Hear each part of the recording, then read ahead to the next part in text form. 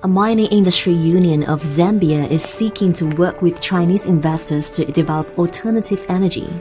Joseph Cherry, the president of the Mine Workers Union of Zambia, says Zambia will need the technological and technical experience as well as resources of Chinese firms in its efforts of promoting alternative energy resources. China is always a partner in terms of development. They've been resolute to be with the community.